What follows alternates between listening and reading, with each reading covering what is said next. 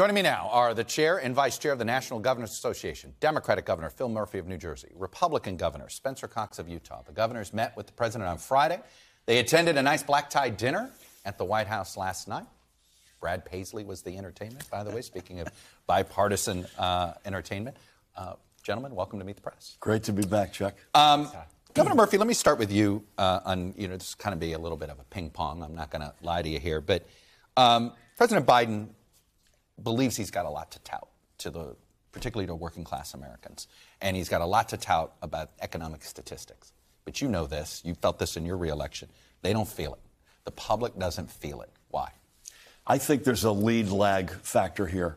I think we underestimate the trauma of the past several years. Pandemic, inflation, supply chain, war in Europe, kids not in school in person. I don't think you recover. I don't think you snap back from that overnight. I think this is going to take time. I think we need to look out sort of 6 or 9 months from now, a lot more shovels in the ground, a lot more evidence that the economy is strong, and I think you'll see a different scenario. Does he as an individual have more to fix with the public? Because, look, one of the things we found in our poll is there's some questions of whether he's got what it takes to basically run for a second term. Yeah, he has what it takes, and you've started to see. He was up in New York with Governor Hochul and myself on the Gateway Tunnel a couple of weeks ago, the biggest infrastructure project in the history of our country. He was standing at the edge of the river between Kentucky and Ohio last month, celebrating a new bridge. I think you're going to see more and more of that, and when you do, you're going to see, I believe, a significant shift in the numbers and reality. Governor Cox, I want to ask you about what Governor Sanders said in her State of the Union response. She said it's a choice between normal and crazy. Is that how you see the dividing line in America today? Well, Mr. Todd, Chuck, there is a divide for sure, and we see more of that. I think there is a choice between the extremes and the exhausted majority, and that's the conversation we've been having this week with Republican governors and Democrat governors coming together. We're the people who have to get stuff done, and I think there are extremes on the left for sure that are driving a large part of our culture.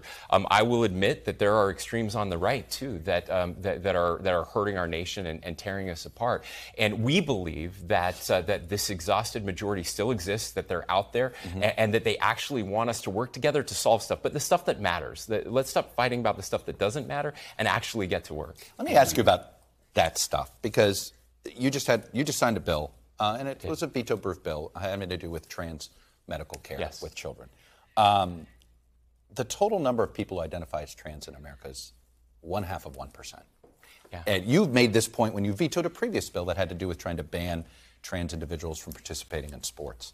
How do you stop? It's mostly coming from your party. We saw there's over 299 bills that have been introduced. 2/3 of them, this year alone, 2/3 of them target trans people. And again, 0.5 of 1%. Yeah. You just made the point yourself. What is this obsession? Well, I think it is a growing number. In fact, it's a vastly growing number. If you go back just 10 years ago and look at the numbers, and here's the problem. This has become such a toxic issue that it's hard to have a rational conversation around it. I actually had to look outside the United States to get data. I looked at what happened in Sweden, look what happened in Finland, look what the French are saying about this, the explosion that they're seeing in those numbers, and some concerns about this. It's not just about providing care or not providing care. It's about whether we might potentially be harming young people, not having enough evidence to see what the long-term results of this are, and providing better psychiatric help for those young people who are going through this. But you took this power away from parents to make this decision. Are you comfortable with that? Well, we take power away from on a lot of things involving our young people. If there is potential long-term harm for our kids, we need to find that. And what Utah did was just push pause until we can get better data. We have a mandate in the bill to go out and look at the best data all across the country and then make a decision. You've talked about, I'm running out a little low on time, but there's a state senator in Kentucky who did a very impassioned speech earlier this week. Her son committed suicide. Yeah. Her son's trans. Yeah. And she was basically begging the legislature to stop these bills that are targeting, because it's making these folks feel like targets. Yeah. And that's the hardest part of this. That breaks my heart. What we're doing is we're increasing funding for our LGBTQ community to help with these issues. And so it's, again, if we could get outside of the culture war piece of this and have these kind of rational conversations, I would feel much better about it. I fully admit there are people on my side of the aisle that are targeting these, that do not have their best interest at heart. Right?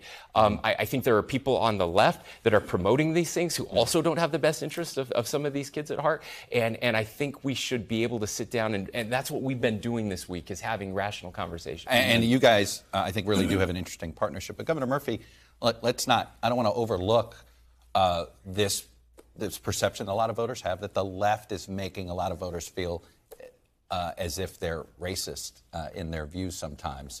I think even President Obama thought the left has gone too far in some of these things. I'll tell you something. I wish the American people could have had a camera inside the national governors' meetings these past several days. It completely at odds with that sort of craziness we saw Tuesday night. Civility, respect, a thirst for common ground, acknowledging we're not going to agree on a whole long list of things, but let's find where we can agree. You know, we're the ones who wake up with the responsibility for our residents. We balance the budget. We run our states. I tell you something, it was an incredibly refreshing experience for all of us. Let me get you both to define this. Well, actually, I'll start with you, Governor Cox. Time magazine called you the red state governor who's not afraid to be woke. I'm sure you didn't love that headline. Terrible headline. But what is the definition of woke? I don't know what the definition because I don't is. either. There are extremes, and people are feeling this. I hear it all of the time. Are they feeling it for real, or do you think social media creates the perception that does it matter? It is? Well, fair enough. I don't know if it matters. I think there is some reality to it. We go on college campuses, and there's some data that came out this past week that showed that, especially conservatives, we don't know how to disagree anymore, Chuck. This is the problem. We passionately disagree, and we're best friends. That's true. We actually like each other. We had a debate. I wish you could have seen it. It was Jay Inslee from Washington, very, very liberal environmentalist, and Doug Burgum from North Dakota about energy. And it was so respectful. And they stayed after for 20 minutes just talking to each other, figuring this out. Like, this isn't hard. We used to do this stuff. What's interesting is that you guys are the only ones that are having the governors are having these conversations generally. I mean, there's certainly some, but the partisans don't want to have these conversations right now. The hard partisans. Listen, we're all proud of our parties. I'm a proud Democrat for sure. Somebody asked me, define yourself a couple of weeks ago, and I said I'm a proud progressive and a cold-blooded capitalist. And I feel very comfortable. I think progressives would accept you as a progressive if you call yourself a cold-blooded capitalist? I don't know, but I don't mean this literally, but I kind of don't care. That's who I am. Yeah. And I'd probably put both our economic record and our progressive record up against any other American state over the past 5 years. Governor Cox, I don't want to ask you to give me one candidate. Give me three candidates that you hope are running for president on the Republican side. Spencer Cox? Sure. And I know he wants you to run. But you got re-election maybe, right? Yeah. Are you running for re-election, by the way? I am running for re-election in the state of Utah, yes. Right. I prefer governors. That's the easy call for me. So the governors' names you've been throwing around. So Sununu? Sununu's fantastic. DeSantis, great Hutchinson? Record. Asa's a good friend. Nikki Haley, all of those guys. Former Former governor, governor? yeah. I like governors. Kristi I like Republican governors. This is all another fantastic. One? So what you're saying is you'll take a governor? I would love a governor. Over anybody that serves in that building across the street in the Capitol? Every day of the week. I'll take a president, by the way. All right. Governors Murphy and Cox, this is why we had you on together. I do think more Americans want to see this kind of conversation. Thank you both. Thanks, Amen. Thanks for watching our YouTube channel. Follow today's top stories and breaking news by downloading the NBC News app.